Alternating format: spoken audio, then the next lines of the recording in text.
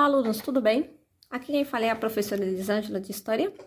E hoje nessa videoaula nós estaremos falando sobre a Revolução Chinesa, tá? E seus desdobramentos. Então, bora iniciar mais essa videoaula? Primeiramente, né, a gente sempre tem que começar fazendo uma introdução para tentar entender como foi que o socialismo foi implantado na China, né? Nesse caso, a gente já consegue observar aqui que desde o século XIX, a China ela já enfrentava alguns conflitos, né, com os países imperialistas aí. Nesse caso, eu posso até estar citando aí para vocês, né, a Guerra do Ópio, que vocês já, né, já sabem em outras videoaulas que eu já postei aqui para vocês. A partir do século XX, a gente começa a observar, né, que a China ela estava dividida em zonas de influência entre esses países imperialistas, que eu até coloquei aqui nos slides para vocês. No caso, o Japão, Estados Unidos, tá? A Alemanha, a França, o Reino Unido, a Rússia e a própria Itália, gente, por incrível que pareça. A gente também já consegue observar, né, que no início do século XX, mas exatamente entre o ano de 1911 e 1912, né, revolucionários totalmente já insatisfeitos com o que estava ocorrendo, tá? Eles vão acabar tomando o poder da dinastia Manchu, tá? Então, eles vão destituir o imperador Puyi e, né, que nem a gente consegue observar, eles vão proclamar a república no dia 1º de janeiro de 1912, tá? E quem vai se tornar aí presidente vai ser esse sujeitinho aqui, Sun Yat-sen, perdão, tá, gente? Sun Yat-sen. A forma que a gente lê é a forma que a gente pronuncia mesmo, tá? Ainda bem. Sun Yat-sen, que a gente começa a observar, ele vai criar o Partido Nacionalista, né? Que ele é mais popularmente conhecido como Kuomintang. E esse Partido Nacionalista, gente, só para vocês terem uma ideia, após a morte do Sun Yat-sen, quem vai assumir vai ser um general, tá? Chamado Chiang Kai-shek. Esse carinha, só para vocês terem uma ideia, que era aí, vamos dizer aí, o líder agora do Partido Nacionalista, o Kuomintang, após a morte, né, de Sun Yat-sen, ele vai acabar se aliando, vamos dizer assim, com um dos seus inimigos, que era o Partido Comunista Chinês, tá? Mas por conta de divergências que ocorria, né, essa aliança ela vai acabar se rompendo no ano de 1927. Só para vocês terem uma ideia, né, a gente tem que focar o seguinte: tem dois partidos políticos lá na China. Tem os nacionalistas, mais popularmente conhecido como Kuomintang, e temos o Partido Comunista, tá? Enquanto Chiang Kai-shek era do nacionalista, Mao Tse-tung, ele era comunista. Gente, gravem bem esse nome, porque a gente vai falar muito sobre Mao Tse-tung, tá?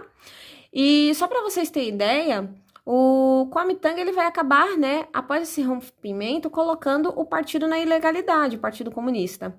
Claro que vamos dizer assim, esses adeptos desse partido vão acabar ficando foragidos, mas eles não vão desistir, gente, de forma alguma, de lutar pelos seus ideais, que é fazer o quê? Tentar fazer com que a China se transforme, né, em um país comunista. E aí eles começam a criar um exército, assim, totalmente organizado. Só para vocês terem uma ideia, tá? Durante o ano de 1937, que a gente vai falar que é o período entre guerras, né?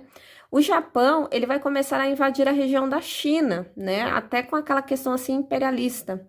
E, né, na Segunda Guerra Sino-Japonesa, que vai ser a guerra entre os japoneses e os chineses, né? Esses dois partidos políticos que eram inimigos vão se aliar, tá? Com qual objetivo? De tentar expulsar os japoneses do seu território, né? Então, literalmente, eles, né, fazem aquele famoso ditado: o inimigo do meu inimigo é meu amigo, né? Então, literalmente, esses dois partidos que eram grandes inimigos vão se juntar para lutar por um bem maior, que era pela soberania chinesa, tá? O que ninguém imaginava, ou melhor, esperava, era que no ano de 1939 ia se iniciar a Segunda Guerra Mundial.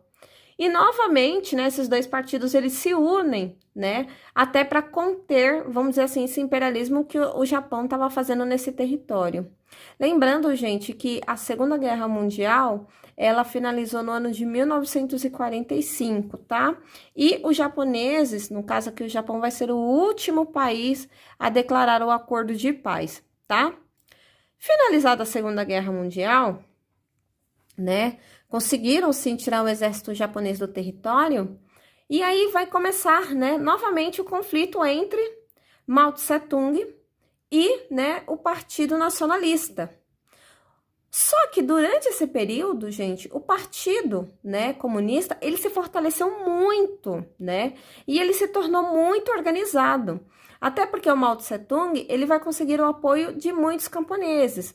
Gente, a China desse período, ela é um país agrário, né? E Mao Tse-tung se utilizando da sua oralidade e tentando agradar as grandes massas, ele conseguiu um apoio assim inimaginável. E claro que, né, ele tendo todo esse apoio, ele vai conseguir derrotar os nacionalistas. E aí sim, Mao Tse-tung, ele sobe ao poder, tá? Como o primeiro presidente da República Popular da China, em que tinha um caráter totalmente socialista. Até que, enfim, né, o socialismo sobe ao poder chinês. E uma das primeiras práticas que Mao Tse-tung vai acabar fazendo, gente, é uma prática de todos os governantes, tá? É reprimir os seus opositores, principalmente aqueles do Partido Nacionalista. Lembrando que esse período que eu estou falando para vocês, após a Segunda Guerra Mundial, né, a gente fala sobre o período da Guerra Fria, né? E a China, quando ela se transforma em socialista, gente, isso vai ser algo bastante importante porque vai fortalecer muito, né, o cenário do socialismo dentro do continente asiático, né? Até porque ninguém imaginava que algo poderia, vamos dizer assim, ocorrer fosse tão forte que nem acabou acontecendo aí no Império Chinês, tá bom? Ou melhor, na República Popular da China, perdão, tá, gente? Falando aqui sobre a política externa, né? Qual foi as práticas aí do Mao Tse-tung? Ele vai acabar, gente, interferindo na Guerra da Coreia, tá? Lembrando que eu já gravei uma videoaula falando sobre a Guerra da Coreia, mas só, né, para ficar um pouco mais clarinho aí, a Coreia do Norte, ela era socialista e ela vai acabar recebendo ajuda, tá? Da China. Além disso, né, o próprio Mao Tse-tung, ele vai acabar, né, assinando um tratado de paz com a União Soviética e, através disso, ele vai receber ajuda econômica, tá bom? Não podemos esquecer também da intervenção que a China vai acabar fazendo na região do Tibete e também, né, ela vai acabar criando uma nova administração, ou seja, um país que até então tinha sido explorado por outros países imperialistas, agora começa a ter essa prática colonialista. Falando sobre a política interna, né, do Mao Tse-tung. Gente, ele vai se basear, né, na União Soviética. Nesse caso, ele vai implantar os planos quinquenais. O que eram os planos quinquenais, né? Fazer com que fosse, vamos dizer assim, introduzido e que obtivesse sucesso tanto a indústria pesada, tá? E também, nesse caso aí, fazer com que a agricultura, ela acabasse produzindo, vamos dizer assim, de uma forma bastante, como é que eu posso estar informando para vocês? Satisfatória, tá? Que nem eu coloquei nos slides aí para vocês observarem, a indústria pesada sim, né, obteve sucesso, mas em compensação a agricultura, né, ela não chegou a ter, vamos dizer assim, as expectativas atendidas, até porque a forma que Mao Tse-tung ele colocou, né, vamos dizer assim, as pessoas para trabalharem, para poderem, vamos dizer assim, evoluir a agricultura, não foi uma forma, assim, muito satisfatória. Uma coisa que eu quero deixar bem claro para vocês, turma, é que todos esses países socialistas, quando eles são implantados, vamos dizer assim, acaba trazendo uma insatisfação muito grande da população, porque é difícil você mudar a mentalidade, né? E o governo socialista, ele tem essa prática de que todos devem contribuir dentro de uma sociedade, independente de gostar daquilo ou não, né? Então, por esse motivo, a agricultura não vai acabar obtendo tanto sucesso. E só para vocês terem uma ideia, gente, vai chegar um período, né, da história da China, que literalmente as pessoas elas vão morrer de fome. Então, imagine, um país até então agrário matar os seus habitantes de fome, tá?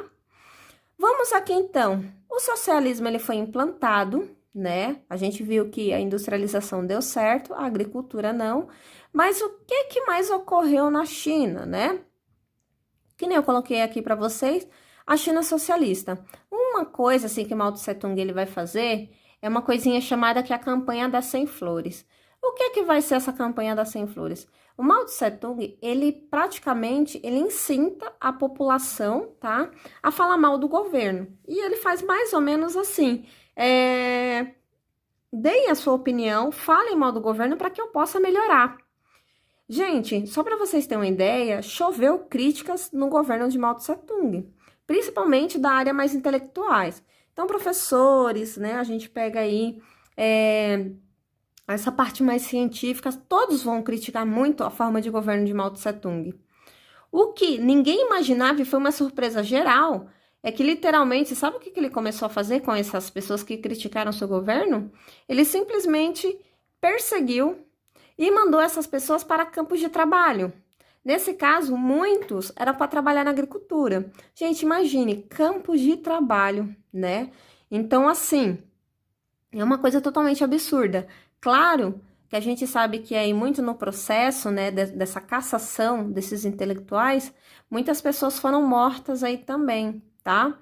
E é uma coisa assim bem absurda. Uma hora eu vou gravar uma videoaula aqui para vocês falando sobre os maiores assassinos da história. E, gente, o governo socialista, né, eu posso pegar a própria figura do Mao Tse Tung e do Stalin, eles mataram, só para vocês terem uma ideia, uma quantidade exorbitante que é de cair o queixo, né? Muita gente fala que o Hitler matou muita gente, mas esses dois aí surpreendeu, gente. Surpreendeu e é uma coisa assim absurda. Eu vou gravar essa videoaula para vocês que vai ser bem interessante, ok? E por que o Mao Tse Tung, ele vai fazer essa campanha das 100 flores? Pelo principal motivo, gente, que era para conter qualquer tipo de oposição que poderia estar ocorrendo no governo dele, né? Então, antes que houvesse uma oposição, ele já cortou o mal pela raiz, tá? Mao Tse Tung, ele vai criar algo que é chamado Grande Salto para Frente, que vai ocorrer, né, entre o ano de 1958 e 1960. E o que é que ele queria fazer com isso daí? Era transformar a China numa potência industrial totalmente desenvolvida, mais igualitária. E isso ele vai investir cada vez mais, né, vamos dizer assim, nessa industrialização. Só que o que ninguém, vamos dizer assim, esperava é que mão de obra mal qualificada, né, não tem experiência de mercado, entre outras coisas mais, né, a China acabou produzindo uma quantidade enorme de aço, gente, mas assim era totalmente imprestável, não tinha como se utilizar, né? Então gastou tempo, gastou dinheiro, gastou matéria-prima para um material que não poderia ser utilizado, né? E só para vocês terem uma ideia, já estamos no ano de 1960, né? A agricultura ainda, gente, ela continua sendo fracassada, tá? Só para vocês terem uma ideia, o Mao Tse ele vai acabar criando umas coisinhas chamadas que são comunas, né?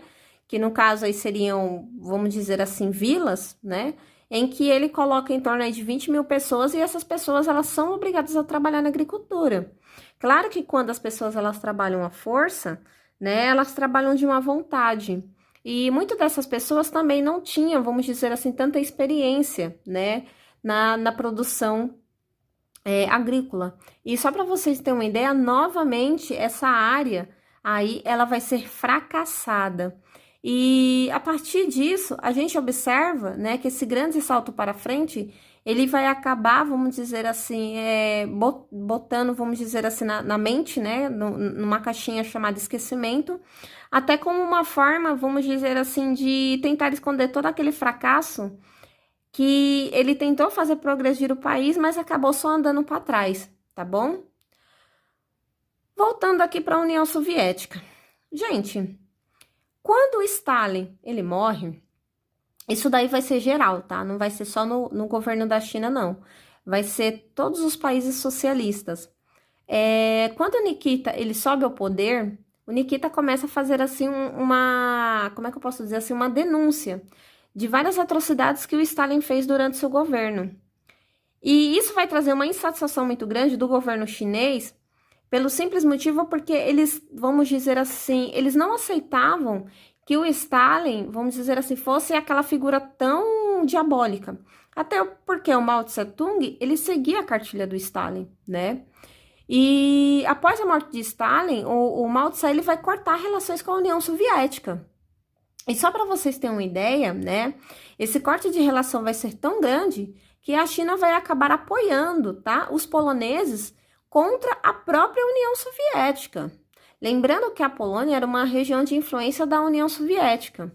E a União Soviética, como uma forma de tentar vingar a China, ela vai acabar fazendo o quê? Retirando o apoio financeiro, né, que ela tinha recebido logo quando, né, o socialismo foi implantado dentro do seu território, tá bom? Vamos aqui então. Tem uma coisinha chamada Grande Revolução Cultural Proletária que ocorreu entre o ano de 1966 e 1976. Gente, foram 10 anos aí praticamente, vamos dizer, de terror, tá? Muita gente conhece mais isso daqui como a Grande Revolução Cultural, tá? O que é que isso daqui vai ser? O Mao Tse-tung, ele acreditava que o capitalismo, ele estava adentrando dentro do território da China, e ele não aceitava isso daí de forma alguma. E ele, para tentar conter, né, esse imaginário dele, ele vai começar a se utilizar daquela população chinesa jovem, tá? Até se utilizando daquele ideário. E ele literalmente vai começar a distribuir, né, para essas pessoas nas escolas, o famoso livro vermelho, que nada mais era do que um manual, né, vamos dizer assim, de Mao Tse-tung, falando o que aqueles jovens eles deveriam fazer. E realmente, assim, era um ataque ao terror, gente, porque esses jovens, eles acabaram se transformando, tá, nas guardas vermelhas, e esses guardas vermelhas começaram a fazer, assim, um terror, porque eles começaram a combater qualquer coisa que tivesse, né, um ideário burguês, um ideário capitalista. Então, assim, esse período, ele vai ser muito triste, porque grande parte, vamos dizer assim, de documentos, acervo, material histórico, tudo vai se perder, porque literalmente vão fazer uma destruição. E isso vai ser, como é que eu posso dizer assim, uma grande perda, né, para a nossa história atual, tá? Sendo que o próprio povo chinês, eles nem comemoram esse evento porque grande parte da sua história se perdeu, né, por conta desse massacre, né, que ocorreu aí com os guardas vermelhas. Gente, lembrando que o Mao Tse-tung, ele era conhecido como o grande timoneiro, é como se fosse o grande guia. E a imagem dele, gente, era muito exaltada, tá? Então, é muito comum você ver a imagem de Mao Tse, ela sempre assim em destaque. Eu já tive a oportunidade em algumas, vamos dizer assim, alguns templos, tá? Budistas, e eu cheguei a ver também imagem de Mao Tse em alguns templos religiosos aqui, né, em São Paulo mesmo. E eu me assustei bastante, assim, porque foi um cara que cometeu tanta coisa ruim. E até hoje a população ainda tem essa visão de que ele foi um bom governante, né? Então, assim, para você ver literalmente, né, o quanto ele acabou, vamos dizer assim, moldando a mentalidade daquela época. E essas mentalidades foram moldando as mentalidades futuras, tá bom? Só para vocês terem uma ideia, os próprios guardas vermelhas, eles vão acabar, gente, né? Que nem eu falei para vocês, tocando um terror horrível. Então, eles vão invadir aí, né, templos religiosos. Eles vão perseguir qualquer pessoa que era contra, né, o governo de Mao. Que nem a gente também consegue observar, até o próprio Mao Tse-tung, ele vai ficar bastante preocupado com o poder, né, que esses guardas vermelhas, eles estavam adquirindo. E vai chegar um momento que ele próprio vai acabar, né, destituindo, colocando, vamos dizendo aí, né, tipo na ilegalidade. Até porque ele tinha medo desse filhote de cobra crescer demais e acabar picando ele próprio. E, né, que nem a gente consegue observar, claro que depois de tantos fracassos aí, a partir, né, da questão econômica, o Mao Tse, ele começa, sim, né, a pensar e a abrir, né, vamos dizer, como é que eu posso dizer assim para vocês? Ele começa a fazer uma abertura, né, maior, vamos dizer assim, da China perante a outras regiões. Então, ele vê, sim, essa necessidade, vamos dizer, de começar a se relacionar com outras regiões. Até porque, economicamente, a China não andava muito bem das pernas. Tá bom, gente? Vamos aqui, então, para, né, o último slide.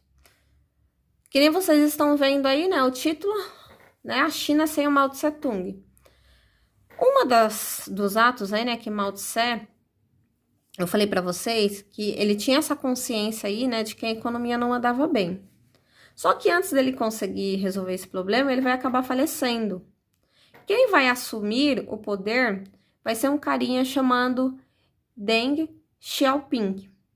Esse cara, né, ele vai criar uma coisinha chamada, são 4 grandes modernizações. Qual é o objetivo dele, né?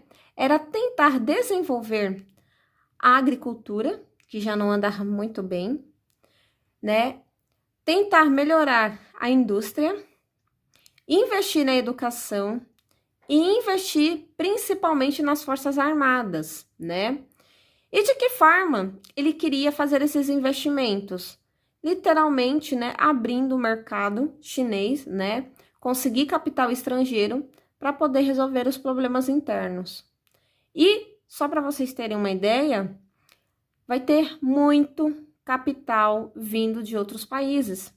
E aí sim, a economia da China, ela vai crescer de uma forma, gente, assim, totalmente espantosa.